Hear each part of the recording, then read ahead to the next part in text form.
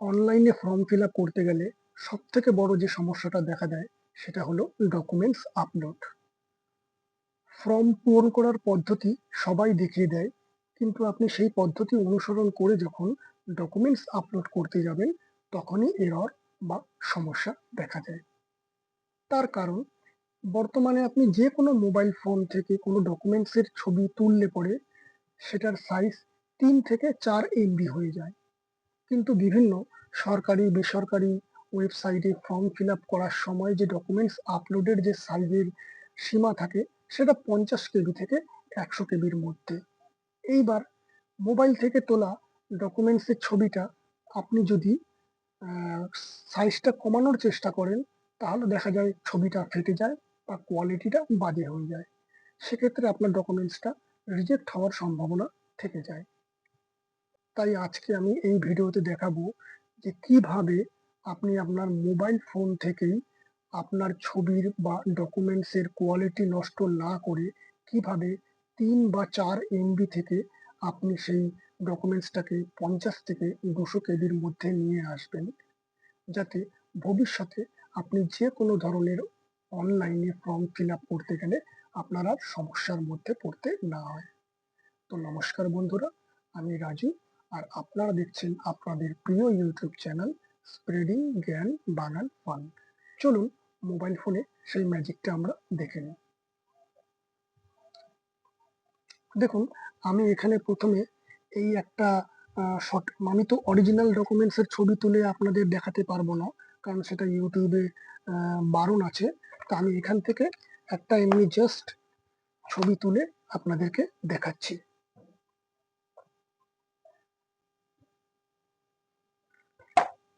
দেখুন, mobile phone থেকে ছবিটা তোলার পর আমি আমার গ্যালারিতে গেলাম। গ্যালারিতে গিয়ে এই যে এই ছবিটা আমি এখন তুললাম, ঠিক আছে? এই ছবিটার সাইজ কত সেটা আমি দেখছি। এই উপরের 3টে ডটে ক্লিক করার পর এই যে ফাইল ইনফো, এই ফাইল ইনফোতে ক্লিক করছি। দেখুন দেখাচ্ছে 3.30 MB। এইবার এই 3.30 MBর এই যে ডকুমেন্টস বা এই ডামি ফাইল, এই ফাইলটা আপলোড করলে কিন্তু কোনো ওয়েবসাইটের অ্যাপ্লিকেশন ফর্মে আপনার ফর্মটা অ্যাপ্রুভ হবে না, এরর দেখাবে, আপলোডই হবে না। এবার আমি কি করব এটার জন্য? এবার আমি আপনার মোবাইল ফোন থেকে গুগল ক্রোম ব্রাউজারটাকে খুলব।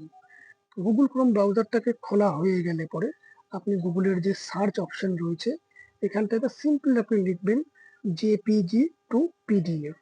এবার এখানে বিভিন্ন ধরনের ওয়েবসাইট আসবে। আপনি এখানে কনভার্ট জেপিজি টু পিডিএফ এই ইমেজ এই সাইটটাতে ক্লিক করবেন। এবার এখানে সিলেক্ট জেপিইজি ইমেজ এই অপশনটাতে ক্লিক করবেন। এবার আপনার মোবাইল ফোনের গ্যালারিটা খুলে গেল।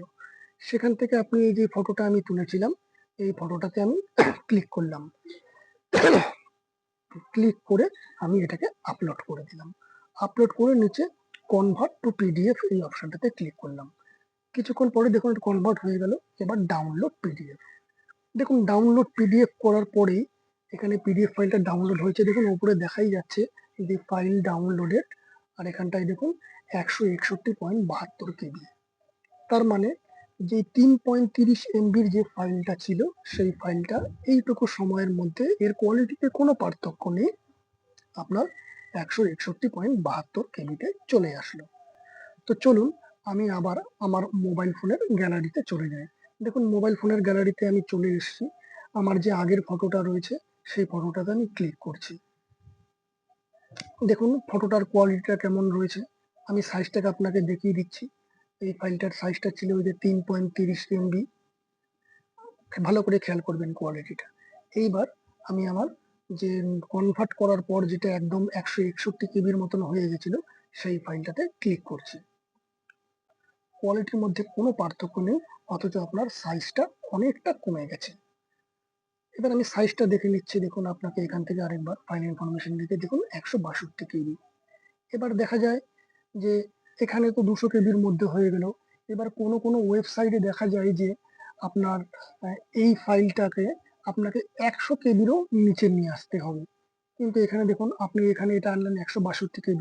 তার মানে এই ফাইলটাও 162 KBর ফাইলটা আপনি সেই সাইডে আপলোড করতে পারবেন না, কারণ সেখানকার সীমা যদি 50 থেকে 100 KBর মধ্যে থাকে তাহলে সেই 50 থেকে 100 KBর মধ্যে আপনাকে এই ডকুমেন্টসটা আনতে হবে। তাহলে এবার আপনি কি করবেন? আমি সেটাও এই ভিডিওতে আপনাদের দেখিয়ে দিচ্ছি।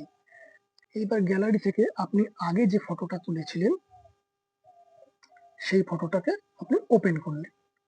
ওপেন করে এবার এখান থেকে আপনি একটা মোবাইলে যেমন স্ক্রিনশট তোলে, এই পেছনে এই সাইডের যে সুইচ দিয়ে চেপে আপনি সেটাকে স্ক্রিনশট তুললেন। যেটা আপনার মোবাইল থেকে তোলা ছবি। এবার এই যে ছবিটা, এইটা হচ্ছে আপনার ১ম এ যে আমি ক্যামেরা দিয়ে তুলেছিলাম, সেই তোলা ছবি। তারপর সেই ৩ এমবির ছবিটাকে আমি যখন পিডিএফ এ ডাউনলোড করলাম, ১৬১ কেবি হলো সেই ছবি। আর তার পাশে দেখুন রয়েছে একটা স্ক্রিনশট, এই স্ক্রিনশট। এবার এই স্ক্রিনশটটাতে আমি ক্লিক করে দেখি। স্ক্রিনশটে ক্লিক করে আবার এই ৩ ডটে ক্লিক করব। ক্লিক করার পর ফাইল ইনফরমেশন অপশনে যাব। দেখুন এখানে দেখাচ্ছে ৪১৩ কেবি। তার মানে এখানটায় এই জেপিজি ফাইলটার পরিমাণ এখন মানে এই ফাইলটার এখন সাইজ হচ্ছে ৪১৩ কেবি। এবার ঠিক একইভাবে আগের মতন আমি আবার আমার ওয়েবসাইটটাতে চলে গেলাম।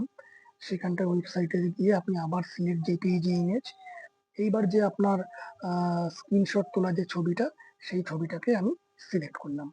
সিলেক্ট করে এবার আমি এটাকে আবার কনভার্ট টু সেই একইভাবে কনভার্ট টু পিডিএফ এ করলাম। এবার হওয়ার পরে আমি এটাকে ডাউনলোড অপশনে ক্লিক করে দিলাম। এবার দেখুন ডাউনলোড করার পরেই দেখুন উপরে ডাউনলোড অপশনটা দেখাচ্ছে। এবার দেখুন ৭১.১১ কেবি। তার মানে একই ফাইলটা এবার যদি ৫০ থেকে ১০০ কেবির মধ্যে যদি এটার সীমা থাকে সাইজ, তাহলে পরে আপনি এই ফটোটাকে এইভাবে।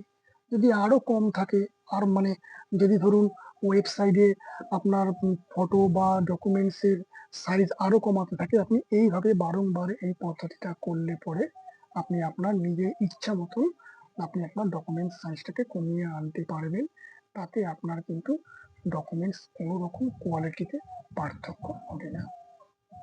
আশা করি ভিডিওটি আপনাদের কাজে আসবে এবং ভালো লেগেছে। যদি ভিডিওটি আপনাদের ভালো লাগে তো অবশ্যই ভিডিওটিকে শেয়ার করবেন, লাইক করতে ভুলবেন না। আর ভবিষ্যতে এই ধরনের ভিডিও দেখার জন্য অবশ্যই আমার চ্যানেলটিকে সাবস্ক্রাইব করে রাখবেন। এই পর্যন্তই, দেখা হচ্ছে পরের ভিডিওতে। ভালো থাকবেন, সুস্থ থাকবেন।